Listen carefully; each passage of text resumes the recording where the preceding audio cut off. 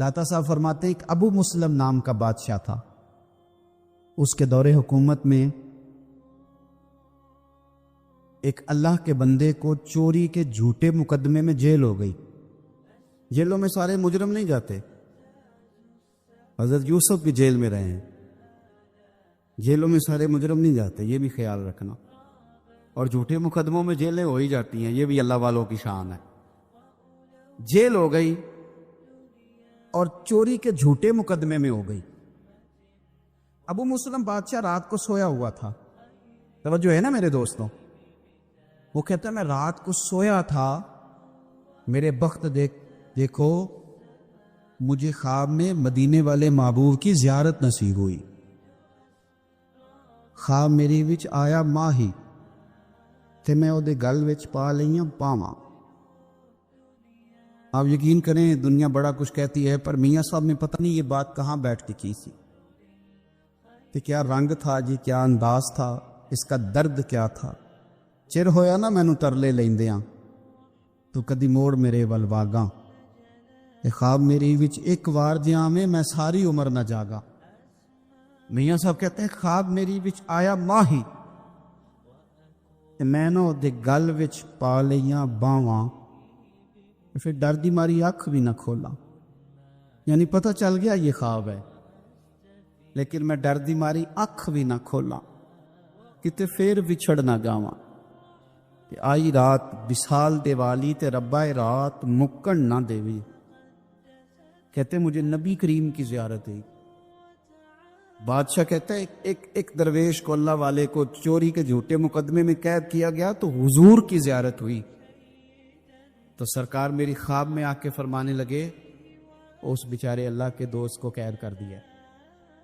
حضور یعنی خود نبی پاک، سرکار نے کہا اسے چھوڑو جا کے، تو بادشاہ اتنی تیزی سے دوڑا کہ پیروں میں جوتا کوئی نہیں، سر پہ کپڑا کوئی نہیں، جا کے جیل کا دروازہ کھولا، اس اللہ والے کو رہا کیا۔ جب وہ جانے لگے نا تو بادشاہ تو ہوتے ہی ہیں نا، پھر یہ جیل سے بات تو نہیں نہ جاتی کہ میں بادشاہ ہوں۔ جانے لگے تو آواز دے کہنے لگا بزرگو کوئی حکم ہوا تو بتائیے گا، سنو عقیدہ رسالت کے ماننے والوں۔ کہنے لگا کوئی حکم ہوا تو بتائیے گا، تو بابا جی رخ پھیر کے کہنے لگے یار تجھے ابھی بھی سمجھ نہیں آئی، اور تو ابھی بھی نہیں سمجھا؟ اس نے کہا کیا مطلب؟ کہنے لگا تو ابھی بھی نہیں سمجھا، مجھے دشمنوں نہ چھیڑو، میرا ہے کوئی جہاں میں، تو ابھی بھی نہیں سمجھا؟ کا کیا مطلب؟ کہنے لگے جو آدھی رات کو تجھے سوتے کو جگا کے بھیجیں، نہ تو جوتا پہن سکے نہ سر پہ کپڑا لے سکے، جو آدھی رات کو تجھے بھیجتے ہیں مجھے وہ کسی اور کی ضرورت رہنے دیتے ہیں؟ حضرت مولا علی فرماتے ہیں اگر تجھے دنیا میں سزا مل گئی تو بچ گیا ہے سمجھ، پھر اللہ کرم کرے گا، آخرت میں سزا نہیں دے گا۔ اور یہ یاد رکھ لے وما اصابکم من مصیبت فبما کسبت ایدیکم ویعفو عن کثیر، اللہ فرماتے ہیں دنیا میں تجھے جو بھی تکلیف پہنچتی ہے وہ تیرے ہاتھوں کے کرتوتوں کی وجہ سے پہنچتی، ویعفو عن کثیر، فرمایا کثیر گناہ تو میں ویسے ہی معاف کر دیتا ہوں، یہ جو تیری زندگی میں دکھ ہے نا یہ بھی میری قلیل سزائیں ہیں، یہ کثیر پر سزا، یہ قلیل ہے، قلیل یہ جو تمہاری زندگی میں تکلیف ہے۔ انسان کو سزا ملتی، حضرت فضیل بن عیاض رحمۃ اللہ تعالی علیہ گھوڑے پہ بیٹھے تھے، گھوڑا شرارت کرنے لگ گیا، اچھلنے لگ گیا، کودنے لگ گیا، تو حضرت فضیل بن عیاض نیچے اترے، ایک کونے میں جا کے نماز کی نیت باندھ لی، 2 رکعت نماز پڑھی، پھر دیر تک استغفار پڑھتے رہے، روتے رہے، دعا کرتے رہے، واپس آئے، خادم عرض کرنے لگے حضور سمجھ نہیں آئی، گھوڑے نے تھوڑی سی شرارت کی، وہ بدکا ہے، آپ نے اس کو چھوڑا ہے اور چھوڑ کر کے آپ نماز میں لگ گئے۔ تو حضرت فضیل بن عیاض فرمانے لگے جب بندہ اللہ کی نافرمانی کرتا ہے نا تو جو چیزیں اس کی فرما بردار ہوتی ہیں وہ اس کی نافرمانی کرنے لگ جاتی، تو مجھے محسوس ہوا تھا کہ میں نے کہیں اللہ کی نافرمانی کی ہے، اس لیے ایسا ہوا ہے کہ میرے گھوڑے نے میری، تو میں توبہ کرنے لگا ہوں، اور اب دیکھتا ہوں بیٹھ کے بھلا کیا ہوتا ہے۔ میں نے سچی توبہ، حالانکہ مجھے یاد نہیں کہ میں کہاں بولا، پر کھری اور سچی توبہ کی، دوبارہ گھوڑے پہ بیٹھے تو گھوڑا بالکل صحیح ہو کے ساتھ چلنے لگ گیا۔ میرے بھائی، جب یہ تنبیہ ہے اللہ کی طرف سے، یہ متنبہ کیا جاتا ہے کہ تو بعد آ جا۔ بہت ساری جگہوں پہ انسان کو وقتی طور پر اگر سزا مل جائے، نبی پاک علیہ السلام کی خدمت میں ایک صحابی آئے، بات مضبوط کر دوں، واقعہ سنایا ہے نا، تو کچھ لوگ سمجھتے ہیں کہ یہ واقعہ ہے، تو میں ایک حدیث پاک امام بہقی کی لکھی ہوئی عرض کرتا ہوں۔ نبی پاک علیہ السلام کے ایک صحابی آئے اور ان کا سر پھٹا ہوا تھا، خون بہ رہا تھا۔ سرکار نے فرمایا کیا ہوا؟ عرض کی حضور ایک عورت جا رہی تھی، میری نظر پڑی، ابھی نظر پڑی ہے کہ میرے آگے ستون آ گیا تو میرے سر پہ لگ گیا ہے۔ نبی پاک صلی اللہ علیہ وسلم نے فرمایا تیرے لیے خوشخبری ہے، اگر دنیا میں تیری غلطی کی تجھے سزا ملی ہے تو پھر رب تجھے قیامت میں سزا نہیں دے گا۔ پھر اللہ قیامت میں سزا، بعض گناہ ایسے ہیں جن کی یہاں بھی سزا ملے گی اور وہاں بھی ملے گی، لیکن میرے بھائی پہلی بات یہ ہے کہ اللہ تعالیٰ اس غلطی کی یہیں سزا دے لے اور دعا فرمائے اللہ تبارک و تعالیٰ یہاں بھی معافی عطا فرمائے، وہاں بھی معافی عطا فرمائے، اللہ درگزر ہی فرمائے۔ لیکن میرے بھائی ایک تو یہ سزا، ایک سزا یہ ہوتی ہے کہ انسان جب گناہ کرنے لگتا ہے تو اللہ نعمتوں کے دروازے کھولتا ہے، مہلت دیتا ہے۔ 500 سال تک فرعون کو مہلت دی۔ کتنے؟ یہاں جو 5 سال حکومت کر لیتا ہے وہ کہتا ہے سب سے قابل میں ہی ہوں، مجھے مہلت جو ملی ہوئی ہے۔ 500 سال مہلت دی اللہ تعالیٰ نے، اور فرعون کی قوم پر پتہ عذاب کس طرح کے آئے تھے؟ ٹڈیاں مسلط کر دی اللہ نے۔ یہ گھومتی نہیں چھوٹی سی، ہم اپنی زبان میں اس کو کچھ لوگ مختلف ناموں سے یاد کرتے ہیں، کوئی مکڑی کہتا ہے، کوئی کچھ کہتا ہے، مسلط کر دی، جاتی نہیں۔ ان پر بنی اسرائیل کے ان مقابل جو فرعون کی قوم تھی ان پر الزام اس طرح کا عذاب آیا کہ مینڈک مسلط کر دی اللہ تعالیٰ۔ برتن کھولتے تھے اندر مینڈک نکلتا تھا، دنیا کی ہر دوائی استعمال کرتے تھے لیکن مینڈک نکل آتا تھا۔ تھوڑا سا سمجھا کرے چیزوں کو، ہمارے رنگ نہیں زیادہ گورے کہ ہم پر عذاب نہیں آتا۔ کوئی بہت زیادہ اللہ تعالیٰ معاف فرمائے دولت نہیں جمع کرا بیٹھے شاہی خزانے میں کہ ہم سے پوچھا نہیں جائے۔ یہ مہلت ہے، مہلت کو مہلت سمجھو۔ پر جب پکڑ آتی ہے نا اللہ کریم کی، میں نے دیکھا 1 کروڑوں روپیہ، 6 اولادیں، ایک شخص کے بچے باہر سے آ رہے تھے، وہ بندہ بیمار تھا، مجھے کہنے لگا حضرت جی دعا کریں میں ان کے آنے سے پہلے مر جاؤں ورنہ آ کے مجھے مار دیں گے، دعا کریں۔ اتنی بے سکونی، کروڑوں روپیہ پڑا ہے تو یہ عذاب نہیں؟ کوئی ضروری ہے کہ پتھر ہی برسیں گے تو سمجھ آئے گی؟ یہ جو سگا بیٹا بوڑھے باپ کے قریب سے گزر جاتا ہے، سلام نہیں لیتا تو اس کو عذاب نہیں سمجھتے؟ یہ جو امت کی بیٹیاں، امت کی بچیاں، ہماری بچیاں ایک سال کے اندر 75 ہزار بچی ایک ڈویژن سے بھاگ کے شادی کر رہی ہے، اور ایک صوبے سے، تو اس کو آپ اللہ کا عذاب نہیں سمجھتے؟ یہ معمولی بات ہے؟ نہیں ہمارے رنگ ہو رہے ہیں، ہم بڑے سمارٹ ہیں۔ 1500 سال مہلت دی نوح علیہ السلام کی قوم کو۔ کتنے سال؟ بول کے بتائیے، بول کے دوبارہ بولیے۔ 1500 سال۔ کوئی آدمی اپنی سمارٹنس پہ خوش نہ ہو جائے کہ 20 سال ہو گئے میں تو نافرمانی بھی کر رہا ہوں، روٹی بھی پک رہی ہے، میں تو حرام بھی کھا رہا ہوں، پھر بھی سب ٹھیک ہے۔ 1500 سال مہلت دی۔ پھر حضرت نوح کہنے لگے اللہ میں نے تو بڑا سمجھایا، نہیں باز آتے۔ تو رب کریم نے فرمایا کشتی بناؤ۔ اللہ کے پیغمبر کشتی بنانے لگے تو قوم مذاق اڑانے لگے۔ اب کیا کرنے لگے ہو؟ اب کشتی بنانے لگے ہو، خیر تو ہے، قوم مذاق اڑا رہی ہے حضرت نوح علیہ السلام کا۔ آپ نے کشتی بنائی، پانی کہاں سے نکلا؟ نہ بارشیں ہوئی، نہ سیلاب آئے، ایک تندور تھا، اس کے اندر سے پانی نکلنا شروع ہو گیا۔ کبھی تندور سے بھی پانی نکلا ہے، پر جب نکالنے والا چاہتا ہے تو وہاں سے بھی ایک تندور سے پانی نکلا۔ اتنا نکلا کہ قوم ساری ڈوب گئی۔ قرآن مجید کے صفحات شہادت دیں گے کہ حضرت نوح کی قوم کا بچہ بہ گیا، بچے صرف وہ تھے جو حضرت نوح کے ساتھ ہو گئے، تباہ ہو گئی۔ اللہ بے نیاز ہے، بے نیاز۔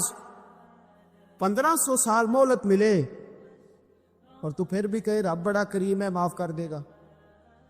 1500 سال تجھے گنجائش دے اور تو کہے کوئی نہیں، بات معافی ملنی چاہیے ابھی بھی۔ میرے بھائی، حضرت صالح علیہ السلام کی قوم، حضرت صالح نے تبلیغ شروع کی تو کہنے لگے پہلے معجزہ دکھاؤ۔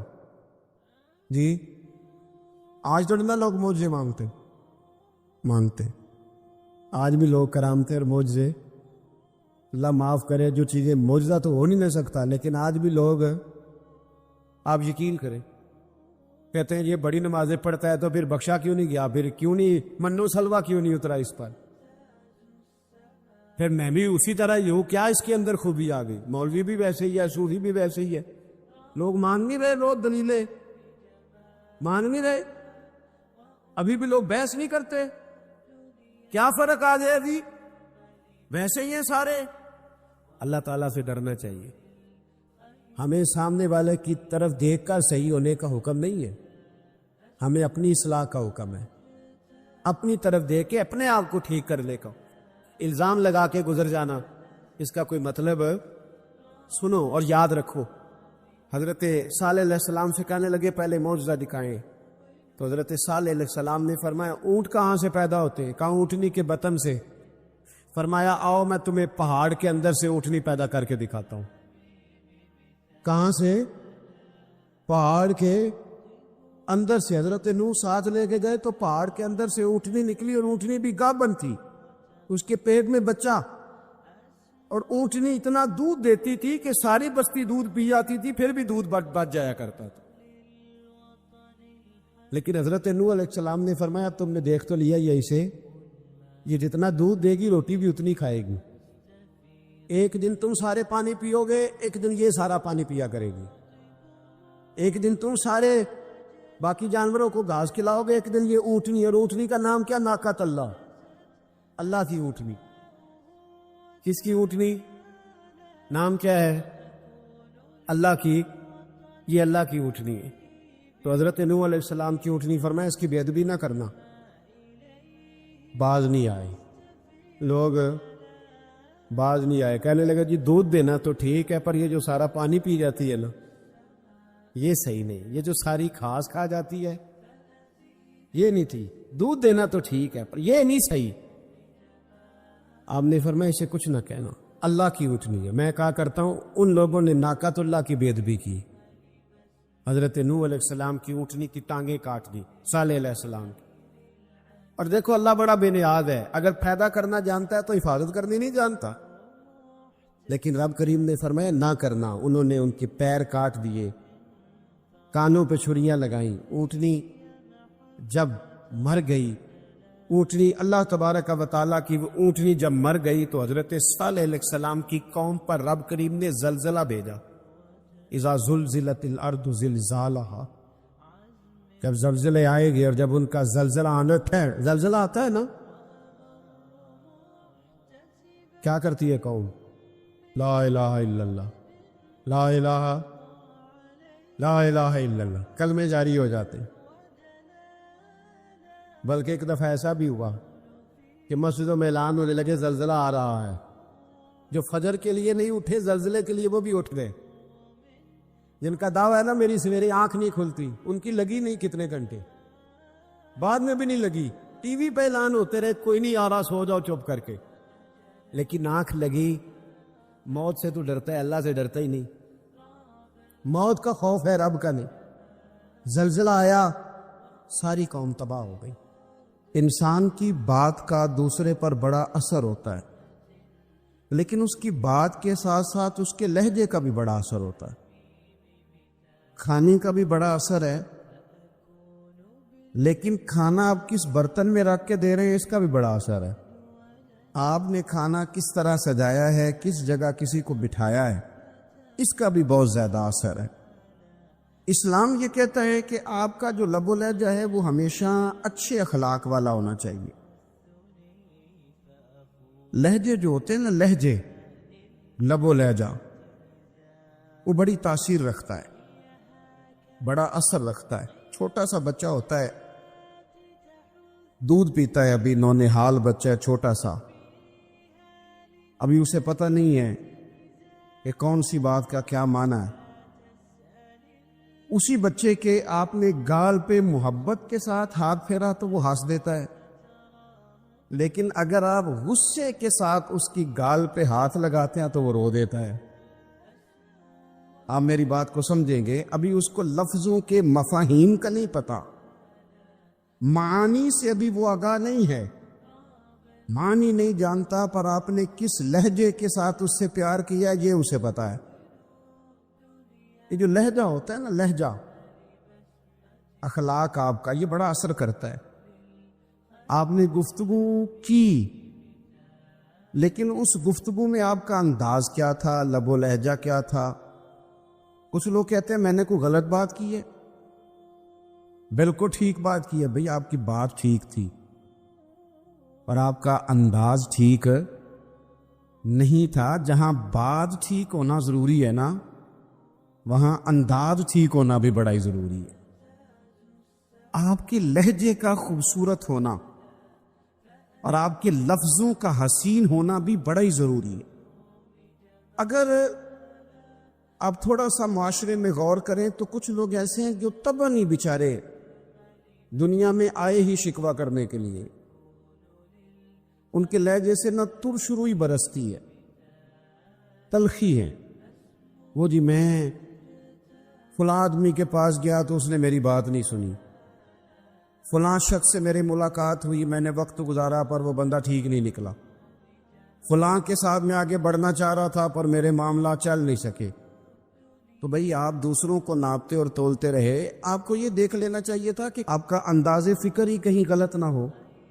لہجے، اخلاق، یہ آپ کے لفظوں سے بھی زیادہ اثر بعض اوقات رکھتے ہیں. کسی نے کہا تھا کہ میرے لہجے میں غرور آیا تھا، اس کو حق تھا کہ شکایت کرتا تھا. میرے لہجے میں کچھ ایسا کہ جس پہ وہ بیچارہ پریشان ہو گیا، اب اس کا حق بنتا تھا وہ اس پہ شکایت کرتا.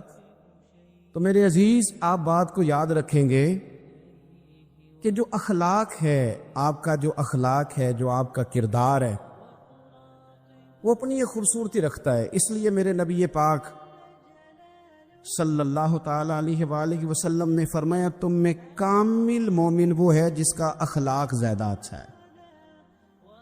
جو کہانیاں زیادہ سناتا ہے وہ نہیں، جو اپنی خدمات زیادہ بتاتا ہے وہ نہیں، جو باقی سب کی نفی کر کے کہتا ہے کہ دنیا میں کوئی بندہ ٹھیک نہیں، صرف میں ٹھیک ہوں، وہ والا بندہ نہیں.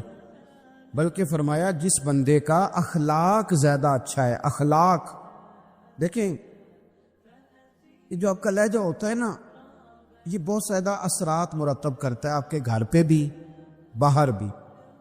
آپ اگر اپنی گفتگو میں باڈی لینگویج کو تھوڑا سا اچھا رکھیں. کچھ لوگ ایسے ہوتے ہیں جو بات بڑی صحیح کرتے ہیں پر کچھ زیادہ ہی باتیں کرتے ہیں. تو وہ زیادہ باتیں کرنے کی وجہ سے ان کی جو صحیح باتیں ہوتی ہیں ان کا بھی وزن خراب ہو جاتا ہے، کیونکہ وہ زیادہ باتیں کرتے ہیں، ہر وقت بولتے ہیں، ہر وقت بات کرتے ہیں. تو جب وہ ٹھیک بات بھی کر رہے ہوں تب بھی ان کی بات کا لوگ اثر قبول نہیں کرتے. لیکن اگر ان کا لہجہ باوقار ہو، بات وہ تھوڑی کریں پر جتنی کریں ذرا سونی کر کے کریں، گفتگو میں خود بخود اثر پیدا ہو جائے گا، بات اچھی لگے گی. اخلاقی رویے اگر لوگوں کے زیادہ اچھے ہو جائیں، ایک تو مسکرانے کا بل کوئی نہیں آتا، اس کے پیسے کوئی نہیں لگتے، اور یہ بھی شکر ہے ابھی تک اس پر ٹیکس بھی کوئی نہیں، یہ بھی مقام تشکر ہے. تو اگر آپ بات کریں اور اس میں تھوڑی سی مٹھاس پیدا کرنی، آپ تھوڑی سی بات میں نا مٹھاس. میرے ایک کلاس فیلو ہیں، تو وہ تقریر کر رہے تھے اور میں سن رہا تھا، تو مجھے بعد میں کہنے لگے آپ تبصرہ کریں میں نے کیسی تقریر کی ہے. یہ ہوتا ہے نا جی، بعض اوقات دوست بیٹھتے ہیں بے تکلف تو کئی دفعہ کچھ باتیں ایسی ایک دوسرے کے ساتھ کرتے ہیں تو مجھے کہنے لگے آپ بتائیں کہ میں بات کر رہا تھا تو کیسی تھی؟ تو میں نے کہا جب آپ بات کر رہے تھے تو میں ڈر رہا تھا، مجھے لگ رہا تھا کہیں آپ لڑ نہ پڑے۔ بھئی آپ اطمینان سے بات کریں، آپ تسلی سے بات کریں، آپ خندہ پیشانی کے ساتھ بات کریں۔ میرے نبی پاک صلی اللہ تعالی علیہ وسلم نے فرمایا، مسلم شریف کی حدیث ہے، حضور فرماتے ہیں نیکی کو کبھی چھوٹا نہیں سمجھنا، نیکی کو حقیر نہیں سمجھنا، کچھ نہ ہو سکے تو اپنے بھائی سے مسکرا کے بات ہی کر لیا کرو، بات کرو تو تمہارے لہجے میں ترش روئی نہ ہو۔ بعض اوقات آپ تلخ بات کرتے ہیں، آپ کا لہجہ تلخ ہوتا ہے تو آپ کی صحیح بات بھی قبول نہیں کی جاتی، لیکن اگر آپ کے لہجے میں مسکراہٹ ہو، آپ کے لہجے کے اندر خوبصورتی ہو، تو آپ کے اپنے بھی، آپ کے بیگانے بھی، سب کے سب آپ کی بات کو تسلی کے ساتھ سمجھنا وہ گوارا کریں گے۔ اسی طریقے سے ہمارا دل کرتا ہے کہ لوگ ہماری بات سنیں، ہمارے گرویدہ ہوں، ہم جو پیغام دینا چاہتے ہیں وہ پیغام لوگ اچھے طریقے سے قبول کریں، اس پر لوگوں کی توجہ زیادہ ہو، یہ ہمارا شوق ہوتا ہے۔ اور دنیا میں اب تو فیمس ہونے کا شوق بڑا بڑھ گیا ہے، اب بڑا بڑھ گیا ہے۔ اب تو لوگوں کو شاید لوگ مقبولیت اسی کا نام لیتے ہیں کہ میرے اتنے لائکس ہیں، اتنے فالور ہیں، اتنے سارے لوگ ہیں تو شاید میں بڑا مقبول ہوں۔ یاد رکھنا، قابلیت سے زیادہ قبولیت ضروری ہوتی ہے۔ فالور کیا کریں گے اگر رب بھی راضی نہ ہوا تو؟ لائکس کیا کریں گے؟ اگر تو قبول ہو جائے تو پھر چلو کسی لائکس کا بھی فائدہ ہے، کسی فالور کا بھی، اور اگر قبول نہ ہو تو پھر کوئی فائدہ جنوں پریتم اپنا آنکھ ہی نہ، وہ اجے سہاگن ہو ہی نہیں۔ تو جب وہ قبول کر لے پھر تو بڑی بات ہے، اور اگر قبولیت نہ ہو تو پھر بڑے بڑے مجمع بھی کوئی فائدہ نہیں دیتے۔ ہماری خواہش ہوتی ہے کہ لوگ ہمیں جانیں، لوگ ہمیں پہچانیں، ہمارا بڑا نام ہو، ہمارا بڑا ذکر ہو، ہمارے بڑے تذکرے ہوں۔ تو میرے نبی پاک صلی اللہ تعالی علیہ وسلم نے ارشاد فرمایا، حضرت ابو ہریرہ رضی اللہ تعالی عنہ روایت کرتے ہیں، حضور فرمانے لگے، تم مال کے ذریعے لوگوں کو اپنا گرویدہ نہیں بنا سکتے، پیسے دے کے لوگوں کو پیچھے نہیں لگا سکتے، کتنے کو دو گے؟ لیکن پیسوں سے تو بندے کا لالچ شروع ہو جاتا ہے، ایک دفعہ دے، پھر دوسری دفعہ دے، پھر تیسری دفعہ دے، روز دیں گے تو بندہ راضی ہوگا، اور اگر آپ نے 99 دفعہ دیا، ایک دفعہ نہیں دیا تو وہ ناراض ہو جاتا ہے۔ تو کتنا کو لالچ پورا کریں گے؟ تو حبیب پاک علیہ الصلوۃ والسلام فرمانے لگے، تم پیسے دے کے لوگوں کو اپنا گرویدہ نہیں کر سکتے، ہاں خندہ